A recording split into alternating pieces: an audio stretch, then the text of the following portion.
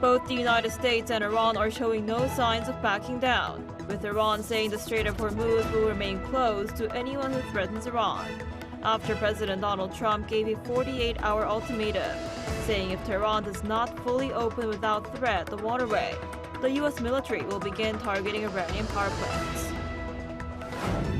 As Washington works to stabilize oil prices, U.S. Treasury Secretary Scott Bessent defended the government's decision last week to temporarily lift sanctions on Iranian and Russian crude, saying it's aimed at allowing Asian allies such as South Korea to buy supplies that would otherwise go to China. North Korean leader Kim Jong-un has been reappointed as president of the State Affairs Commission, as the regime holds the first session of the Supreme People's Assembly to approve key policies and review its 5-year economic plan. Hello and thanks for joining us on Arirang News. U.S. President Donald Trump on Saturday U.S. time gave Iran 48 hours to reopen the strategically key Strait of Hormuz, warning he will strike its power plants if it fails to comply. Iran says the strait is open to all except those who violate Iranian soil, adding it would respond to attacks with strikes on U.S.-owned energy infrastructure. Our Park Jun-an has this report. Iran responded to an ultimatum from U.S. President Donald Trump seeking the full reopening of the Strait of Hormuz by saying the key waterway is not fully closed, it's under its control, and is only restricted to hostile and harmful traffic. On Saturday, Trump threatened to obliterate Iranian power plants, starting with the biggest one first if the strait was not reopened to ships within 48 hours, with over 24 hours having already passed. Tehran also said it would take immediate punitive measures targeting U.S.-owned energy infrastructure in the Middle East in the event of such an attack. However, if U.S. threats regarding Iran's power plants are carried out, the following punitive measures will be implemented immediately. The Strait of Hormuz will be completely closed and will remain closed until our damaged power plants are restored. With the war now in its 4th week, Israel is continuing strikes on Iran and its proxies, while Iran has also claimed responsibility for multiple ballistic missile and drone attacks that injured scores of people near an Israeli nuclear research facility, as well as targets in Gulf countries including the UAE and Kuwait.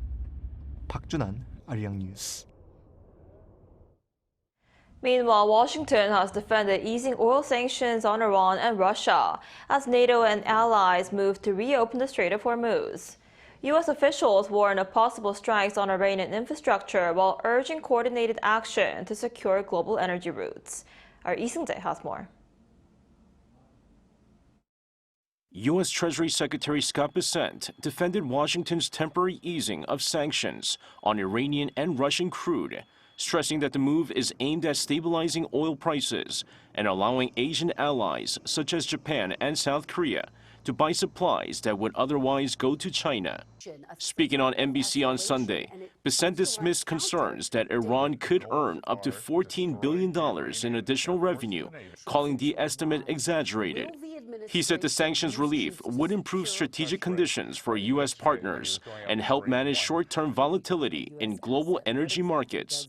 While acknowledging possible short-term price spikes, he argued that they would be manageable if they lead to long-term stability and prevent Iran from acquiring nuclear weapons. Bessent also addressed President Donald Trump's warning that Iranian power plants could be targeted if the Strait of Hormuz is not reopened within 48 hours, saying pressure can be necessary to achieve de-escalation and that operations to weaken Iranian positions are ongoing.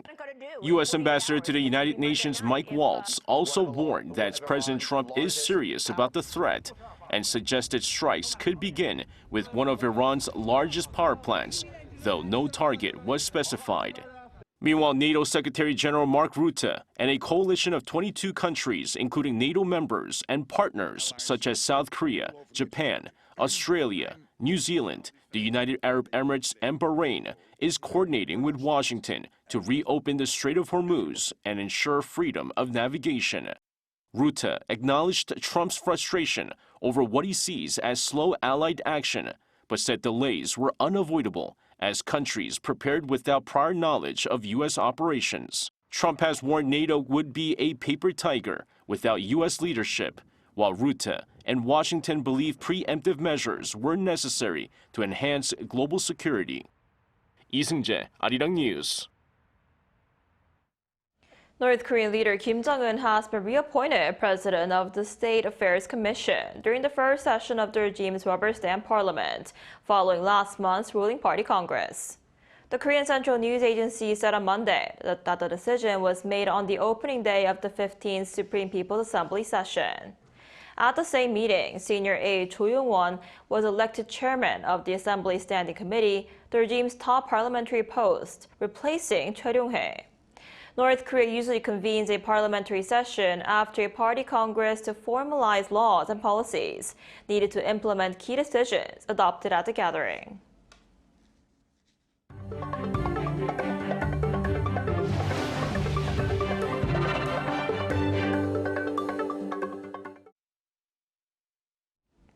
South Korea's financial markets saw a sharp decline this morning, heavily impacted by the situation in the Middle East and the blockade of the Strait of Hormuz. The Korean won weakened past 1,510 won per US dollar, the weakest it has been since the 2009 global financial crisis, as investors shift towards safe haven assets. The benchmark Kospi plunged below the 5,500 mark, dropping nearly 6%, triggering a sell sidecar early in the session to temporarily halt program trading. Foreign investors led the sell-off, offloading roughly 1.4 trillion won in local shares, which resulted in significant losses for top tech firms, including Samsung Electronics and SK Hynix. South Korean President Lee Jae-myung has nominated Shin Hyun-song, an official at the Bank for International Settlements, as the new governor of the Bank of Korea. Shin previously served as a professor at Princeton University and a financial advisor to the Federal Reserve Bank of New York. He also worked as the Presidential Secretary for International Economic Affairs in 2010. Shin is described as a globally recognized expert in international finance and macroeconomics, with both academic depth and practical insight. He responded to the nomination, calling it an honor, but added that he feels a heavy responsibility with ongoing economic uncertainties around the world due to the situation in the Middle East and U.S. tariff policies.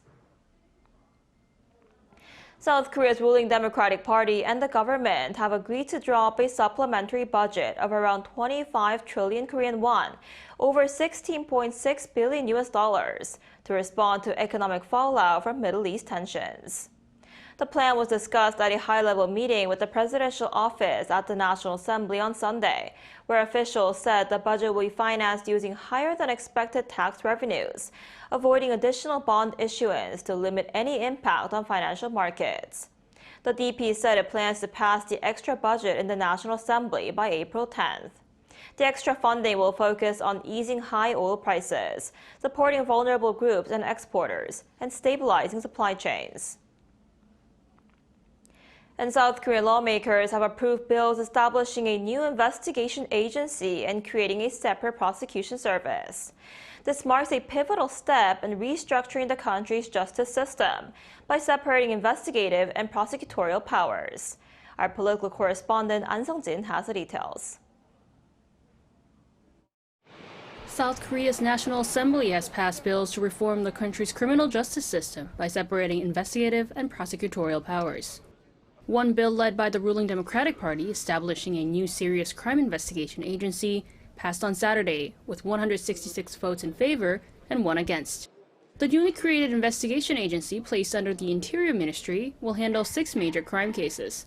Those cases are corruption, economic crimes, defense industry-related offenses, drug crimes, threats to national security, and cybercrime. Its jurisdiction also extends to offenses committed by officials in judicial and law enforcement institutions.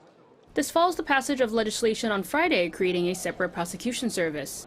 The bill faced strong opposition from members of the main opposition People Power Party, who held a filibuster and then boycotted the vote, arguing that the reforms undermine the justice system. With the boycott, the legislation passed with 164 votes in favor, 1 against. This bill states that the prosecution service will be limited to indictment functions and structured into a three-tier system of central, regional, and local offices. Prosecutors will not be able to direct or supervise police investigations, and new legal provisions introduce stricter accountability, including dismissal as a disciplinary measure without formal impeachment processes. The two bills are set to formalize a system in which investigation and indictment are handled by separate independent bodies. The new judicial framework will take effect in October once the current prosecutor's office is officially abolished. An Sung-jin, Arirang News. In other news, K-pop megastars BTS marked their comeback with a massive free concert at Gwanghwamun Square here in Seoul over the weekend. Thousands of fans gathered on site to witness the event. Our culture correspondent Park Gun-woo shares us the highlights. The 7 members lit up Gwanghwamun Gate, the main gate of Gyeongbokgung Palace, snapping a nearly 4-year hiatus in style. I can't believe the 7 of us are all standing together on this stage today. Wow. We know it's been a long wait, right? Thank you for waiting for us. The group opened with Body to Body, the opening track of their new album Arirang, blending a modern reinterpretation of the traditional folk song Arirang, performed by traditional singers. 7 more songs, including the album's lead track Swim, were performed live for the first time. The group capped the show with hits like Butter and Dynamite. As long as you're with us, we always do our best to bring you great music and performances. Thank you! RM, who had injured his ankle during rehearsals, performed with limited movement but showed no shortage of energy. No matter what happens, we promise to keep swimming together. This is just the beginning. We love you, Army! Fans waved their light sticks wildly, lighting the night atmosphere while dancing to the music, and some fans even burst into tears.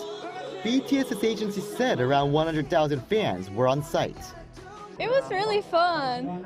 I really enjoyed it, and I got to hear new songs from BTS, as well as my favorite songs. Amazing, you know, it's just fun to be like with everybody in Seoul, kind of getting together for a big cultural event. The concert was also praised for running smoothly and safely. Everybody knew what they were supposed to do. Nobody was trampling anybody. Yeah. So yeah, it was really good. That was made possible by the help of some 10,000 personnel, including police officers, as well as thorough security checks at multiple entry gates. The event also extended far beyond Korea, with the concert streamed live on Netflix to audiences in over 190 countries, topping the Netflix movie charts in 77 countries. After successfully finishing the much-anticipated comeback show, BTS will now head to the US to remind the world the group is back with more performances along the way before flying back to Korea to kick off the biggest K-pop world tour ever, Arirang, across 34 cities, starting in Goyang. Park Gun-woo, Arirang News. And amid the excitement surrounding the BTS comeback, fans and visitors alike spent the weekend exploring events across Seoul. Interactive programs were spread throughout the city, transforming Seoul into a large cultural stage. Our correspondent Cho Young-un tells us more. At Yeouido Hangang Park, the BTS City Arirang program welcomed weekend visitors. People strolling along the Han River naturally drifted into the pop-up venue, turning the park into a lively festival scene. Today is very sunny, very good. And we knew that here we can do some picnic and have a nice time. And just suddenly we understood there's a BTS event here, very nice. We took the Hangang bus today and thought Gwanghwamun would be too crowded. We heard that Yeouido has been prepared nicely for playing with children, so we decided to come here. At the Arirang playground, visitors can ride bicycles and swings that follow the beat of the tracks from the Arirang album, allowing them to really immerse themselves in the music. Children and elderly visitors alike enjoyed the interactive elements as the park transformed into a vibrant space where K-pop and people came together. BTS fans also responded positively, noting that the citywide stamp rally, which takes them to landmarks across Seoul, offers a chance to discover other parts of the city. Because I couldn't get tickets to either of the performances, I am happy that I could come here and enjoy something, at least something small. So I'm glad that I could share this with them, even though I won't really be at the concert today.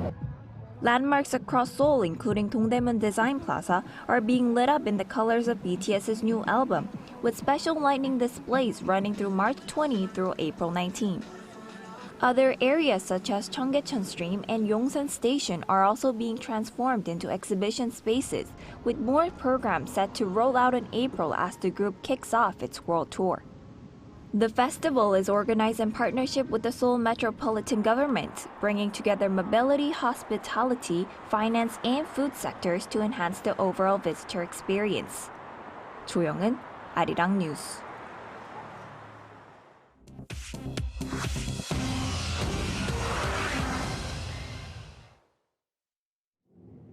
This is The World Now, bringing you everything you need to know from around the globe. Israel has struck a major bridge in southern Lebanon and ordered troops to destroy crossings over the Litani River as it ramps up its campaign against Hezbollah. The Israeli military struck a bridge on the coastal highway near Tyre on Sunday, damaging a critical route linking southern and central Lebanon. It had issued a warning earlier in the day, and Lebanese media later reported a second strike on the same crossing. Israel's defense minister says troops have been ordered to destroy all crossings over the Litani River used for militant activity in a move aimed at restricting Hezbollah's movement. He also says forces will speed up demolitions of homes in frontline villages to create a buffer zone along the border. Lebanon's president called the strikes collective punishment. Human Rights Watch warns that isolating southern areas of Lebanon could trigger a humanitarian crisis. In the U.S., President Donald Trump has ordered immigration officers to U.S. airports starting Monday to support security operations as a funding standoff disrupts travel nationwide. The plan would send ICE officers to assist at airports unless Democrats agree to fund the Homeland Security Department. White House border czar Tom Homan said the agents could check IDs or guard exit lanes, allowing Transportation Security Administration staff to focus on screening. Hundreds of thousands of DHS workers, including TSA agents, have been working without pay after funding expired last month. The administration said hundreds of ICE officers could be deployed, focusing on major airports with long delays. Federal Reserve Chair Jerome Powell reiterated the independence of the central bank as political pressure over interest rates continue to build. In a taped message accepting the Paul A. Volcker Public Integrity Award on Saturday, Powell praised former Fed Chair Paul Volcker for his willingness to raise rates in the 1980s despite a political backlash. Powell says independence and integrity are inseparable. His message comes as President Donald Trump continues pressing the Fed to lower rates. The Justice Department is also investigating Powell over renovations at the Fed's headquarters. Powell has said he will remain in his role until that probe is resolved. German Chancellor Friedrich Merz's conservatives moved toward victory in Rhineland-Palatinate on Sunday, while the Social Democrats faced the loss of a state they had controlled for 35 years. Early projections put the Christian Democrats at 30.8% and the Social Democrat coalition partners at 26%, positioning Merz's party to win the western state and form a coalition with its federal partner, the SPD. Christian Democrat candidate Gordon Schneider is now on course to replace the sitting Social Democrat premier. The far-right AfD also surged, doubling its previous share of the vote to around 20% and posting its strongest result yet in a western German state. Chu Ji-han, Arirang News.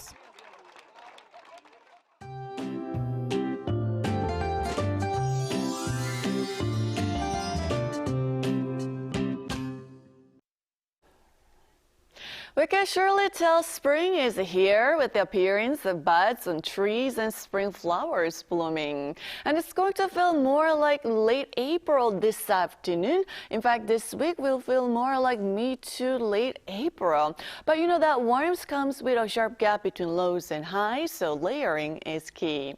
Along with warmer temperatures, air quality is an issue today. Ultrafine dust levels will reach the bad range across the capital area and Chungcheongnam province, and we will notice the other regions getting worsening as the day goes on. And this afternoon, Seoul will be getting up to 19 degrees Celsius.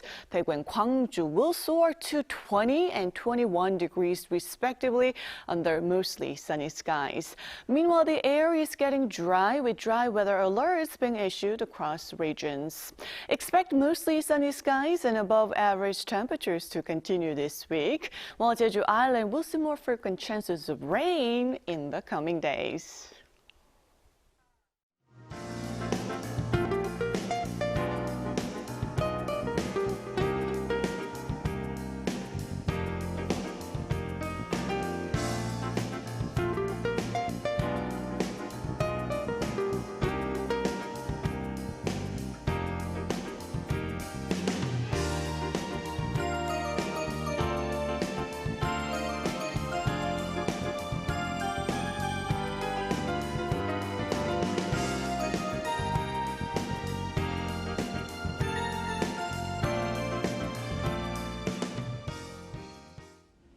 That's all we have for today's noon edition of Arirang News. Thank you for watching. We'll be back at 5 p.m. Korea time. Stay tuned.